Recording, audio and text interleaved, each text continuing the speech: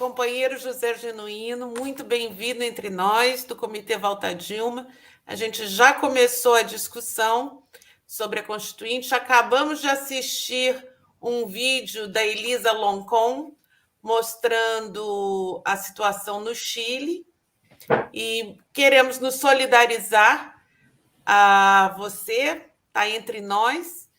Sou a Cristiane. Estamos aqui, eu, a Eide e a Angelita, que somos do Comitê Volta a Dilma, que desde o início sempre lutou contra a perseguição política no Brasil. Bem, eu acho que é uma oportunidade singular este nosso encontro, porque nós estamos assistindo uma crise política se transformando em crise institucional, que começa com o golpe de 2016 contra a Dilma, depois com a prisão do Lula e a eleição manipulada de 2018 que produziu esse governo. Portanto, hoje nós temos uma crise institucional na relação das instituições. E essa crise institucional tem como base a crise pandêmica, a crise sanitária, a crise social, a crise econômica e, de uma certa maneira, uma desorganização institucional do país. E vocês sabem que esse processo ele significou um desmonte, significou uma alteração via emenda constitucional de alguns parâmetros da Constituição de 88. Portanto, nós temos que apagar isso que foi feito. Nós temos que passar uma borracha na PEC 95, nas mudanças na lei trabalhista, na privatização dos Correios, do enfraquecimento da Petrobras, praticamente a privatização do pré-sal. A questão, por exemplo, que está em discussão agora, que é grave, o distritão, a discussão dos casuísmos institucionais, como as prisões como base à Lei de Segurança Nacional, como a questão da prisão do Galo aqui em São Paulo.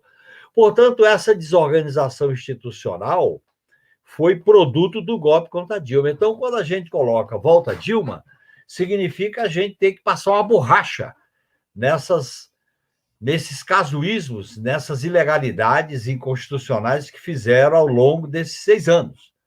Portanto, nós temos uma tarefa gigantesca pela frente, que é desmontar o desmonte.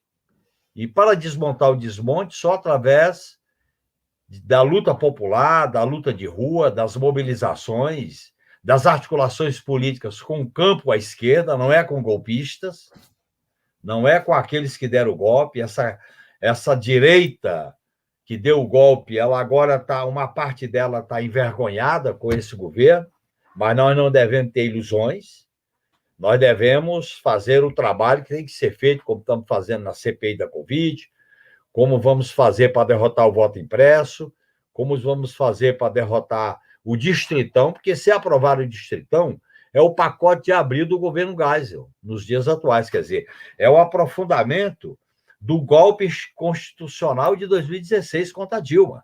Portanto, eu acho que tem atualidade a discussão do Comitê Volta Dilma em relação a essa desorganização constitucional. E diante de uma desorganização constitucional desse porte, ressalvando os direitos e garantias, partindo da defesa dos direitos e das garantias da Constituição de 88, nós temos que fazer uma profunda alteração constitucional do país, que só pode ser feita através de uma Assembleia Nacional Constituinte livre e soberana, e que a gente possa incorporar novas instituições no sistema e na organização do Estado brasileiro. Enfrentar questões como a tutela militar, como reforma no sistema de justiça, como no monopólio midiático, como essas questões que estão sendo casuisticamente produto de emenda constitucional, nós temos que, portanto, apagar, passar uma borracha nessas emendas, e eu acho que o Brasil, diante de tudo que aconteceu com esse cavalo de pau nas instituições, que foi a partir do golpe, tem que fazer uma rearrumação radicalmente democrática. Nós temos que incorporar a luta das mulheres, a luta dos jovens, a luta contra o racismo, a luta contra os preconceitos. defendendo a comunidade LGBTQIA+, a luta em defesa das populações originárias.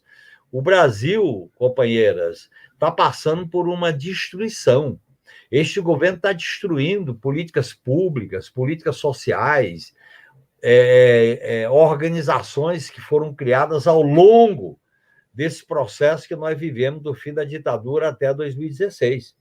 A própria Constituição de 88, que é uma Constituição para os padrões brasileiros avançada, mas é uma Constituição que organizou o Estado liberal, foi adulterada, foi violentada, e nós temos que recolocar o debate. Eu acho que a Constituição de 88, ressalvando o capítulo 5º, o artigo 5º, que são os direitos e garantias individuais, os direitos políticos, os direitos sociais, os direitos civis, as emendas da ordem econômica do governo FHC alterou profundamente a Constituição. As emendas da produto do golpe alterou violentamente a Constituição. Então, como é que nós vamos enfrentar as mudanças que o país precisa com essa ordem constitucional maculada, violentada, adulterada, com esse processo golpista que construiu um autoritarismo líquido, um autoritarismo que não é o golpe tradicional, mas é um autoritarismo por dentro das instituições, dissimulado. E eu acho que, nesse sentido, o debate de que nós temos que construir uma outra ordem constitucional, um outro caminho, é fundamental para a gente enfrentar essa crise. O Brasil atravessa uma crise institucional. A crise política se transformou numa crise institucional. A pandemia pegou o Brasil já numa crise social, produto do golpe. Portanto, esse desastre, esse caminho da insensatez, esse caminho do vale-tudo, esse caminho que produziu o pior fundamentalismo maniqueísta, reacionário e conservador da história desse país, que eu costumo dizer que é a junção da cruz, da espada e do dinheiro, isso tem que ser enfrentado, e eu acho que o caminho é partindo dos direitos e garantias individuais, partindo da defesa das liberdades democráticas. Nós temos que definir um parâmetro democrático de reestruturação do Estado brasileiro. Portanto, eu quero me associar a este movimento que eu acho da maior importância. Muito obrigada por estar aqui com a gente, compartilhando esse momento. Um pouco antes de você chegar, companheiro, primeiro, deixa eu te parabenizar, todas nós, parabenizar pelos Dia dos Pais. Muito obrigado. Mas nós também nós estávamos discutindo justamente o problema de uma crise de representatividade também. Nós já tínhamos discutido um pouco da crise institucional, a crise constitucional do atual Congresso se outorgar poderes constituintes e alterar o texto da Constituição, acabando, na prática, com os direitos e garantias conquistadas em 88, e agora a gente estava discutindo o problema da crise de representatividade, o quanto o atual Congresso, o quanto a forma de eleição do atual Congresso, ela deforma a representatividade que não tem a cara da maioria do povo brasileiro, né? E o Chile, como uma esperança que mostrou que as mulheres, sendo maioria, conquistaram uma representação importante, né? Mas, no caso brasileiro, que é a maior diáspora africana, também precisa ter esse peso da população negra, que também é maioria no Brasil, né? Então, as maiorias no Brasil estão subrepresentadas politicamente também. Então, a maioria trabalhadora, maioria mulher, maioria negra, 1/4 da população, pessoas com deficiência. Os povos originários massacrados não são maioria porque sofreram genocídio. Então, a gente queria também... A gente ouviu um videozinho da Elisa Loncon, né, saudando o início dos trabalhos da Constituinte chilena, e queria ouvir você também sobre esse problema, além da crise institucional, que foi muito pertinente do que você falou, mas a crise de representatividade também. a subrepresentação das maiorias? Olha, você tem toda a razão em colocar essa questão. A crise da representatividade foi agravada com o golpe, porque a própria Constituição de 88 já não contemplava a diversidade, a representatividade que o poder emana do povo, a diversidade política, cultural, ideológica, étnica, a diversidade na nossa formação histórica. Por quê? Porque a institucionalidade brasileira sempre se pautou por uma organização estatal conservadora, autoritária, racista, patriarcal, negação das populações originárias, construindo aquilo que se chama, tendo como base o espírito complexo vira-lata. Eu participei intensamente da Constituinte de 88, fui constituinte, e a gente, para avançar com o capítulo sobre os povos indígenas, sobre a questão do racismo, sobre os direitos das mulheres, com a bancada do batom, como se chamava, foi uma luta, foi o início de uma luta institucional, mas nós não conseguimos configurar essa representatividade mais autêntica, mais fiel do povo brasileiro. Portanto, eu concordo com essa crise de representatividade. Por isso que eu acho que é necessário a gente trabalhar com 3 dimensões, companheiros. Primeiro, a dimensão da representatividade horizontalizada, diversificada, a representatividade protagonista, a representatividade que o poder emana do povo. Essa é uma dimensão. A segunda dimensão é os instrumentos da democracia participativa, deliberativa, consultiva. E o terceiro elemento é a afirmação de direitos. Como é que nós podemos falar em representação com a subrepresentação das mulheres, da população negra, da população LGBTQIA+, dos quilombolas e dos indígenas? Portanto, você tem um distanciamento. E eu chamo a atenção que todas as medidas que foram adotadas a partir do golpe de 2016 agravou, piorou essa representatividade. Já não era a altura, já não era representativamente democrática. Então, eu acho que tem porque quando a gente fala em regime democrático, nós temos que levar em conta 2 coisas. O poder que emana do povo e os direitos. Como é que você pode falar do poder que emana do povo se o retrato do povo não está representado no Congresso Nacional? Nós temos um sistema eleitoral oligárquico, um sistema eleitoral que o peso para votar em presidente não é o mesmo para votar no Congresso Nacional. Portanto, o peso para eleger deputado muda de estado para estado. Nós temos uma funcionalidade do Congresso Nacional com a relação Supremo, que é a cúpula do Poder Judiciário e Executivo, totalmente, vamos dizer assim, atrofiada, e nós temos um modelo presidencialista, verticalista no funcionamento do Congresso Nacional. Veja o que está acontecendo agora com essa crise institucional e a vassalagem, a submissão do Congresso em relação às ameaças que o chefe do Poder Executivo faz. Então, olha bem, se a democracia, se o regime democrático não for capaz de se ajustar, ou se ele não for capaz de representar a diversidade, se ele não for capaz de representar a riqueza, se ele não for capaz de retratar essa ideia de um país, essa ideia de um povo, essa ideia de uma nação que é a comunhão de destinos, essa ideia de um país com várias regiões, com várias,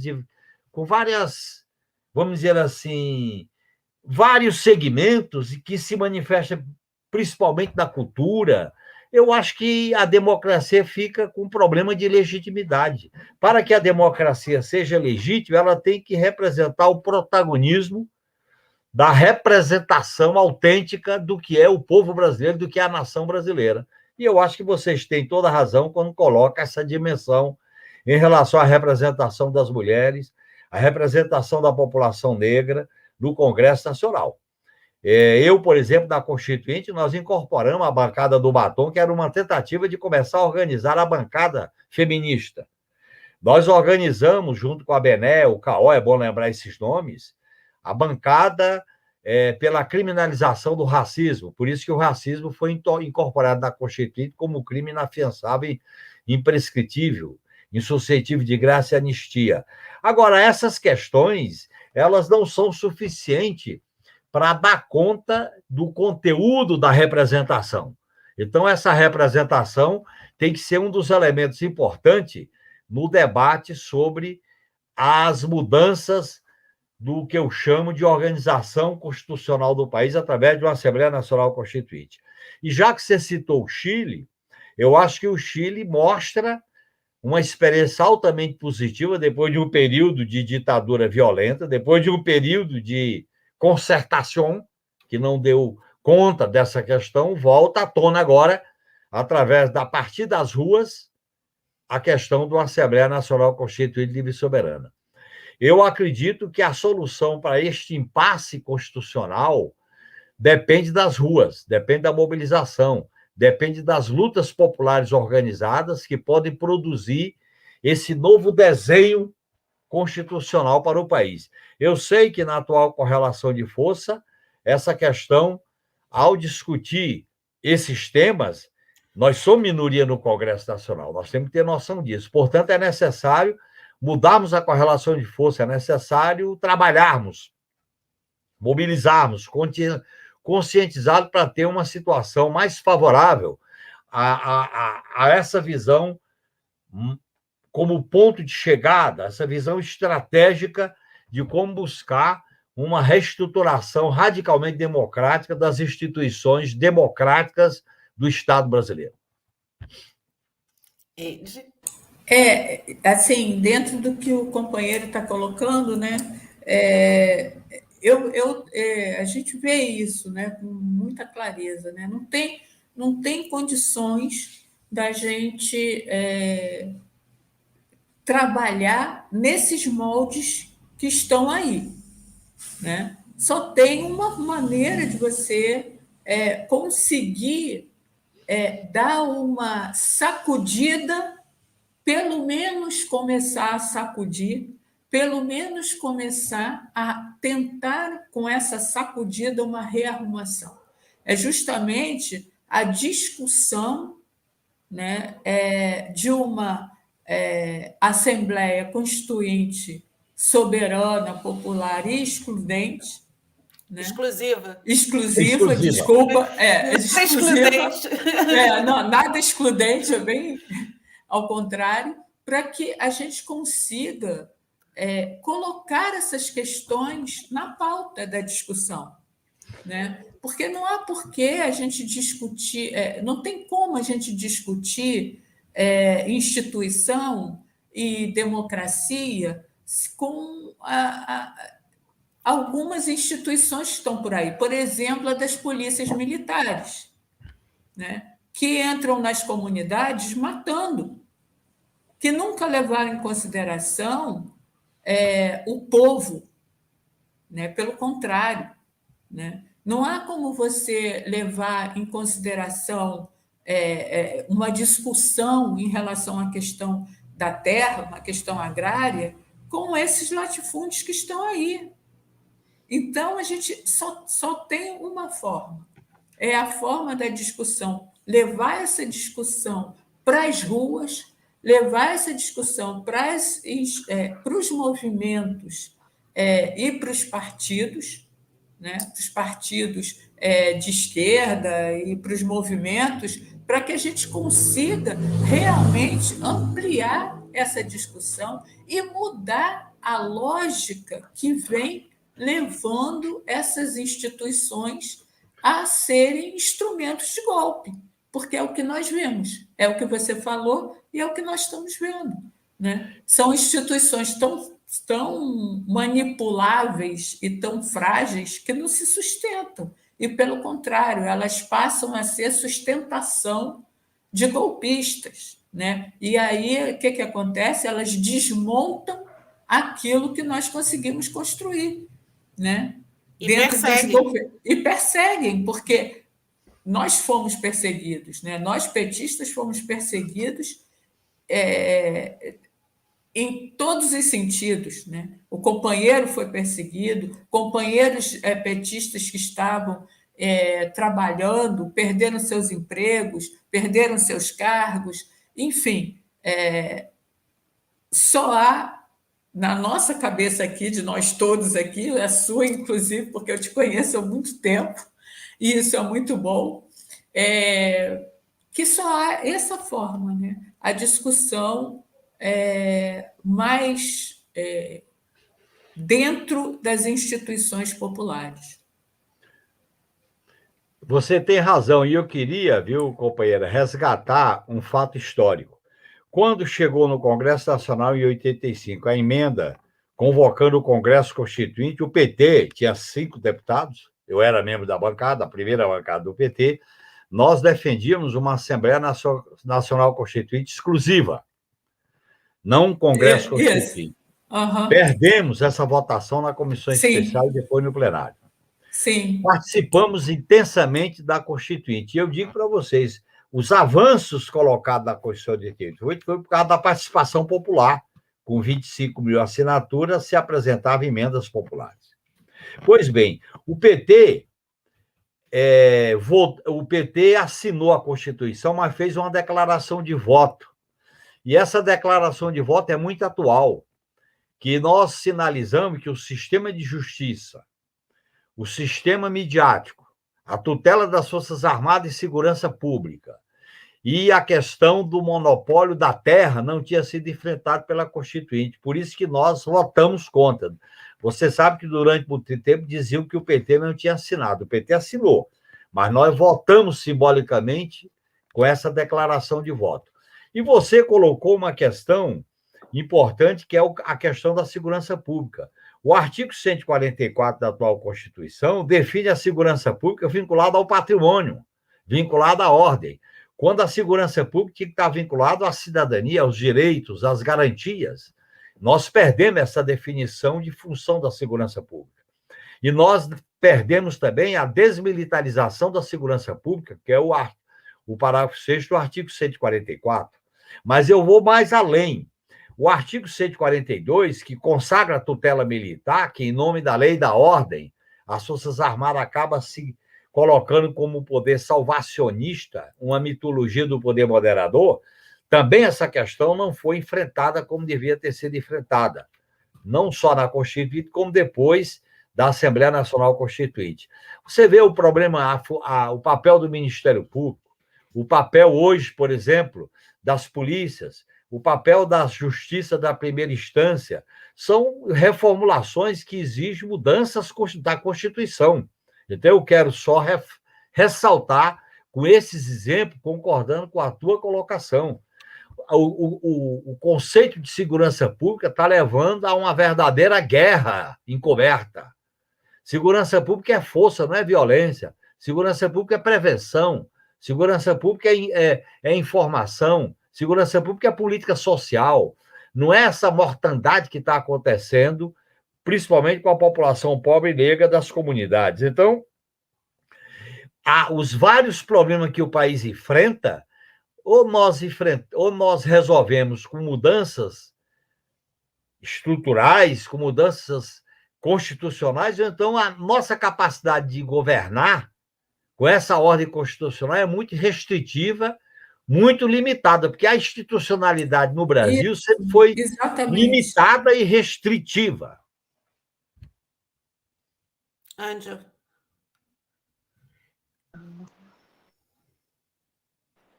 Eu estou aqui com o problema do liga e desliga. Primeiro, Genuíno, muito obrigada por estar aqui conosco. É um prazer estar aqui com você.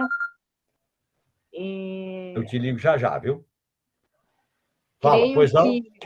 Nada, a companheira Eide já é sua parceira, ela fala super bem. Sou muito solidária e acompanhei todo o processo, né, de mentiras, de calúnias que a gente já vem sofrendo há bastante tempo. Sou solidária a você. Eu queria fazer um comentário, que a gente meio que conversou algumas coisas, e, assim, eu domino muito pouco essa área, né, que agora você acabou de falar, da questão dos militares e tal, mas, para além dos militares, os religiosos e essas pessoas, trabalhadores informais, principalmente, que fazem esses votos, né, contrários às suas maiores necessidades, porque a religião não é para matar, a religião se a gente for, quem for cristão, parece que Cristo era um cara super comunista, inclusive, ele agregava mais do que separava. E aí, Buda, qualquer líder religioso tem essa tendência mais de ser complacente, de auxiliar. Eu não estou falando religião na acepção da palavra templo, eu estou falando a lógica, né, do fundamento religioso. E os militares, nas suas 3 forças armadas, nos poderes de polícia e civil e militar, que as suas funções não são de matança, suas funções são de proteção, você acabou de falar isso tudo. E mais ainda, para além disso, os trabalhadores informais, que muitas vezes a gente fica assim, sem entender como que eles conseguem, muitas vezes, não só votar, como apoiar candidatos que são completamente contra o que eles fazem. Né? Eu estava citando, por exemplo, a Guarda Municipal, às vezes, tem umas atitudes contrárias ao trabalhador que trabalha nas ruas, né? Os trabalhadores de camelôs e tal. E aí, para além disso, agora a uberização, enfim, outras coisas mais. E aí eu queria te perguntar o que você acha, como que assim, a esquerda, eu não sei se eu vou perguntar uma coisa impossível, né? Mas como que a esquerda consegue dialogar com esses nichos? Porque nem todo militar gosta de fazer o que faz. Nem todo religioso aceita o que os seus líderes fazem. E muito menos os trabalhadores, eu falo principalmente os informais, que é aqueles que menos têm direitos, concordam. Mas como que a gente consegue dialogar com essa fração? A gente já faz um malabarismo, né? Pensar que a esquerda sempre está votando contrária à perda de direitos, à garantia está votando a favor da garantia de direitos. Eu acompanho uma outra coisa que eu acho importante, como favorecer um maior acompanhamento, porque eu leio, às vezes, e eu vejo pessoas falando, né, tem comentários da questão de, por exemplo, políticos de estimação. O político que a gente vota, a gente tem que fiscalizar. Eu não posso te botar lá no Congresso e te largar para lá, não, vou votar só daqui a 4 anos, então deixo para lá, não. Eu tenho que saber o que você faz. E é assim que eu faço com os meus políticos, por isso eles são de estimação no sentido de cobrança. Então, baseado nisso tudo, como a gente pode melhorar esse diálogo com essa população que não tem assim, essa formação, não tem essa perspectiva de discussão política, acha que política é a mesma coisa que politicagem, de politiqueiro, de política alguma coisa, e que política é outra coisa, né? Discutir política é bem diferente. Você que é um cara assim, que eu admiro muito intelectualmente, uma pessoa que sabe o que fala e tem noção do que fala, me dá uma força aí para a gente saber lidar melhor com isso e atingir melhor na nossa fala essas pessoas, para as pessoas entenderem mais. Obrigada. Bem, companheira, esse grande retrocesso que o Brasil vive, ele foi acompanhado por uma disputa de ideias, uma verdadeira guerra cultural, uma verdadeira guerra ideológica, uma verdadeira formulação do individualismo, da propriedade, da família, da visão que eu costumo dizer que foi a tríplice aliança, a espada, a cruz e o dinheiro. E este fundamentalismo, nós que governamos o Brasil, nós deixamos de ganhar a consciência e os corações. Nós não investimos na disputa cultural, nós não investimos na disputa da subjetividade das pessoas, na formação cultural, do resgate aos valores da nossa história. Nós ficamos apenas reduzidos que são importantes, aos direitos econômicos e sociais. Os direitos econômicos e sociais são importantes, mas se nós não juntarmos com uma visão cultural e ideológica da laicidade do Estado, que é o Estado laico, O Estado laico é a garantia da liberdade religiosa, é a garantia, é a proibição de qualquer perseguição por motivo religioso. Porque essas religiões da prosperidade que pregam a junção com o Estado, elas negam. No fundo, elas estão criando um Estado teocrático. Então, nós temos que defender uma visão laica do Estado. Em segundo lugar, essa visão laica do Estado é a defesa da religião como lei da consciência, não como lei do dinheiro nem lei do Estado. E tem que haver uma disputa no plano das ideias. Sobre a questão dos trabalhadores informais, você sabe que o capitalismo, na sua fase monopolista, financeirizada, uberizada, das grandes plataformas, ela ganhou a cabeça dos trabalhadores e trabalhadoras. E é necessário a gente desmontar esse desmonte. É necessário a gente desfazer essa narrativa. É necessário a gente criar uma outra hegemonia de defesa dos direitos da cidadania, dos direitos ao repouso, à previdência, ao descanso semanal, dos direitos à garantia à saúde. Essa população uberizada, ela está vivendo sem jornada de trabalho, ela vive sem previdência, ela vive sem seguro quando tem um acidente. Portanto, nós temos que fazer uma disputa desta grande quantidade de brasileiros, principalmente de jovens, que estão no terreno da uberização. E eu acho que tem uma questão aí, envolve os militares. Os militares foram cooptados para uma visão de guerra cultural, do politicamente correto, do marxismo cultural, de um conceito de guerra revolucionária como se o povo fosse inimigo. Transformar a Comissão da Verdade num verdadeiro bode expiatório. E eles aderiram a uma hegemonia norte-americana no conflito entre os Estados Unidos e a China, com aquela visão dos valores ocidentais do mundo cristão. Portanto, eu acho que nós temos que disputar essas ideias. Eu acho que as forças de esquerda têm que colocar uma plataforma política, um discurso político, uma conscientização política capaz de enfrentar essa grande ofensiva conservadora, ideológica, teocrática, que, em nome do dinheiro, em nome do lucro, em nome do capital, vai se amoldando uma visão fundamentalista religiosa e uma visão da ameaça da espada, ameaça da força. Eu costumo dizer que ou a gente radicaliza a ideia de que o poder emana do povo. O poder não emana da toga nem da farda, o poder emana do povo. O povo, nas suas formas de organização, o povo nas suas formas de expressão, o povo nas suas comunidades, o povo nas suas reivindicações, vai criando formas de participação. Nós estamos vivendo agora com a internet, com as redes sociais, com uma certa a horizontalização, nós temos que sair da ideia vertical para a ideia territorial, para juntar as bandeiras, as reivindicações num programa mínimo, capaz de juntar as pessoas. E não adianta só a gente ganhar pela barriga e pelo emprego, nós temos que ganhar pela consciência, pela cabeça, pela subjetividade, pelo afeto. O povo está vivendo uma insegurança, uma falta de esperança, uma falta de utopia. E como vocês sabem, nós estamos vivendo uma crise aguda do sistema capitalista. A pandemia tirou a roupa do capitalismo. O capitalismo está nu. Daí o que acontece com vacina, com a vacinação, com a produção de vacina, a diferença entre países ricos e pobres é violenta. E, veja bem, o lucro está acima da vida.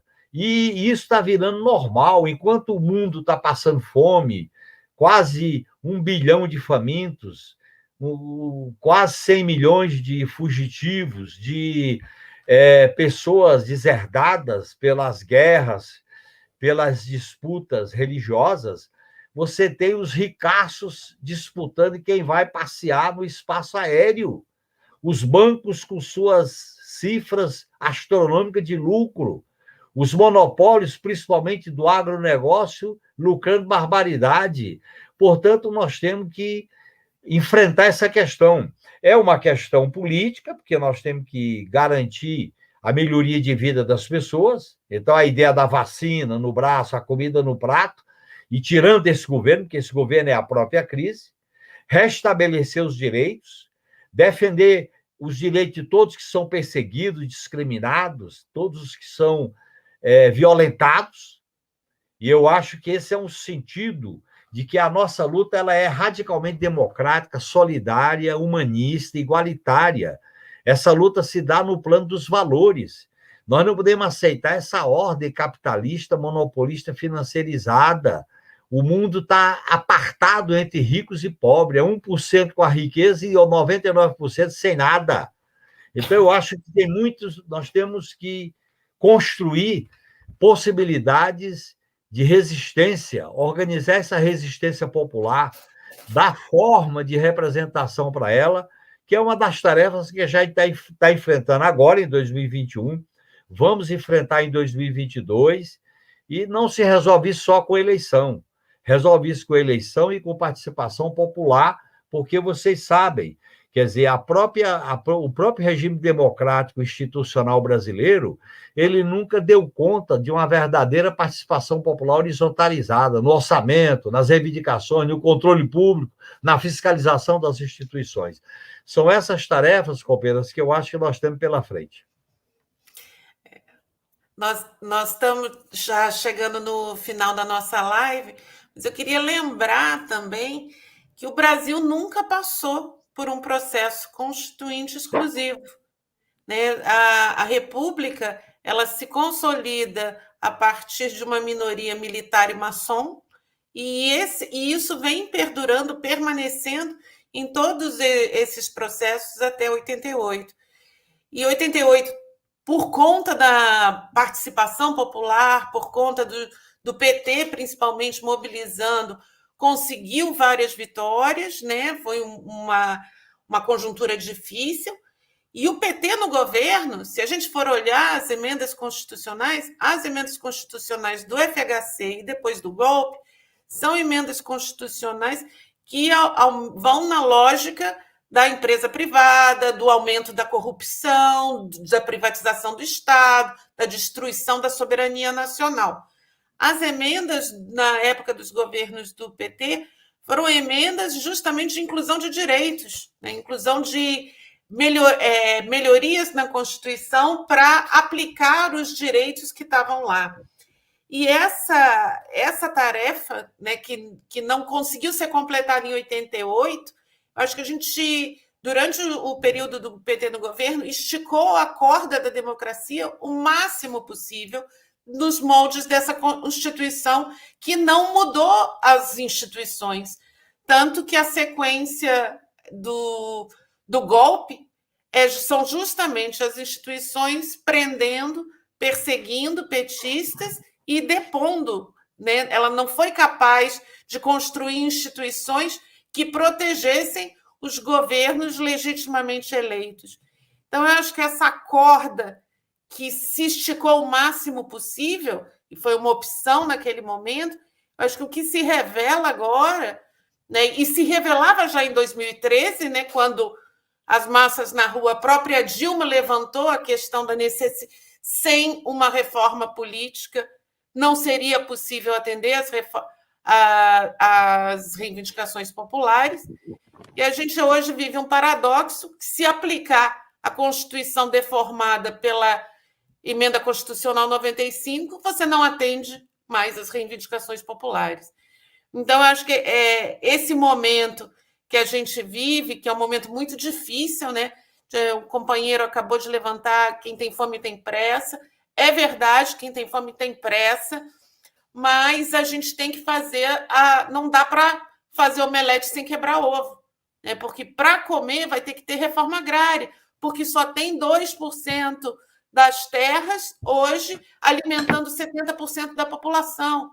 Então, a gente vive uma situação ainda de uma herança de uma estrutura escravocrata fundiária, né? A gente discutiu isso no início da nossa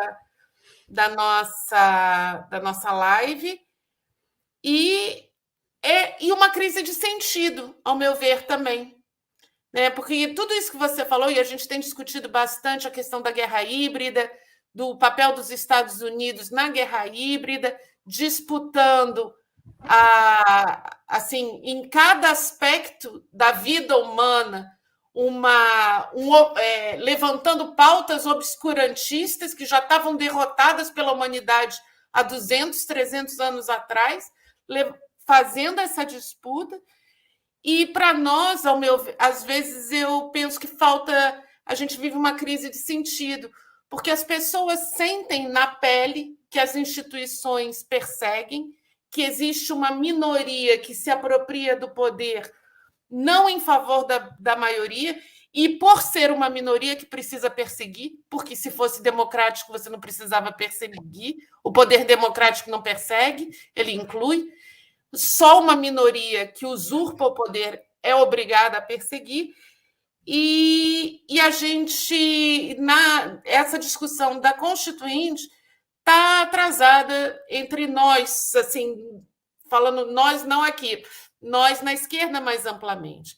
Tanto que em 2013 a própria Dilma, presidenta da República, levantou essa questão e as ruas naquele momento não foram capazes de agarrar e levar esse processo à frente, que era o que poderia ter evitado a conclusão da desgraça que se construiu depois do golpe.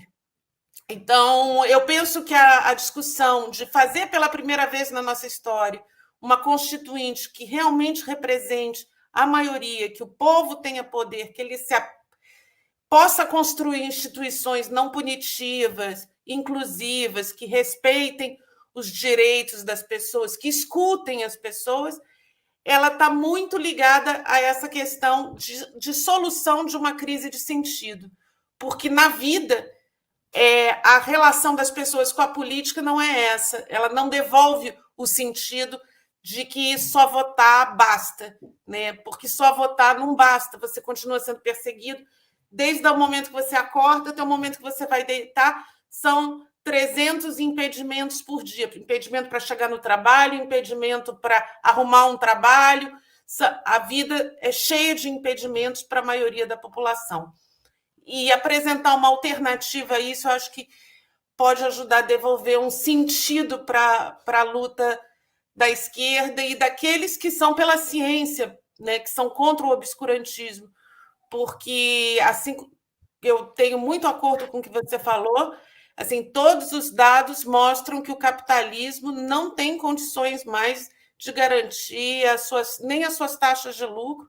Há projeções que dizem que em 50 anos a taxa de lucro do sistema chega a zero. Então, é normal que quem está desesperado, falindo, em decomposição, se torne cada vez mais violento para se manter na posição que está, enquanto as maiorias continuam buscando um sentido. E elas resistem. Mesmo sem um sentido, cada uma esse é o traço marcante da situação. O povo resiste todos os dias, em todos os lugares. E a gente pode, como partido, como PT, ajudar nesse debate para unificar todas essas lutas numa bandeira que faça jus à nossa história. Eu concordo contigo e eu digo que essa crise de sentido, no fundo, é a crise do futuro. A política, ela tem que sinalizar o futuro, ela tem que criar a possibilidade de futuro. A política é a legitimação do conflito, da própria luta de classe, da busca de soluções e alternativas para o futuro. O capitalismo tende a colocar que o futuro da humanidade pode até se acabar com a catástrofe, mas o capitalismo não se acaba porque ele vira uma religião, ele vira uma espécie de igreja dos mercados. Nós temos que apresentar um outro sentido para a vida. E você tem razão, o sentido da vida é a luta por igualdade, por solidariedade, por liberdade, por direitos, pela pluralidade em todos os sentidos, é a luta pelo direito à felicidade material, cultural e espiritual. E esse processo, a democracia, o regime político democrático tem que criar instituições capazes de dar conta dessas aspirações de futuro para as pessoas. O futuro das pessoas está interditado. Interditado pela força, pelo medo, pelo preconceito, pela violência, pelo desemprego, pela fome. Nós temos que desinterditar o futuro. E eu gostei muito dessa colocação tua, companheira Cristiane, sobre o sentido. Qual é o sentido da vida? É o sonho, é a utopia, é o verbo esperançado, o famoso Paulo Freire. É o verbo de sonhar com a possibilidade de não ficar de cabeça baixa, porque nesse sistema que está aí, a humilhação mata as pessoas, ou fisicamente ou espiritualmente. A luta liberta, a luta é a reconstrução da dignidade política. Por isso que eu queria me associar a essa ideia de que o sentido da política é dar sentido à vida da coletividade, aos direitos, à liberdade, à pluralidade em todos os sentidos. Por isso que eu acho que nós estamos vivendo um momento grave. A crise é grave, mas, por outro lado, ela dá elementos para que a gente busque alternativas.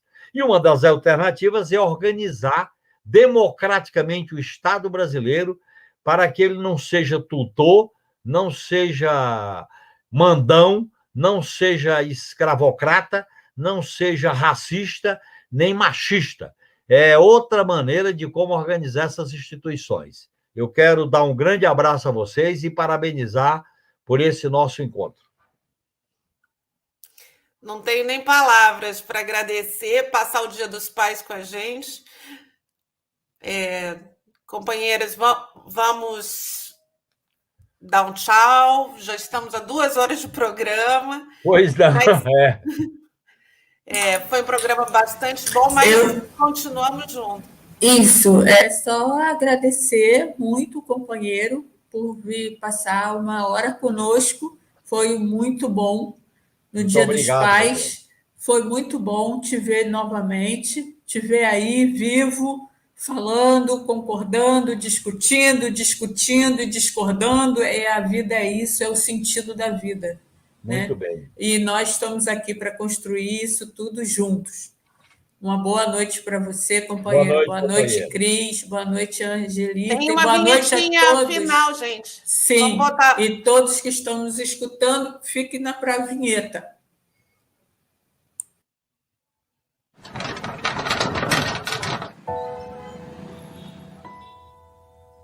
Meu querido Brasil, o que fizeram com você? Tô sofrendo tanto por te ver assim.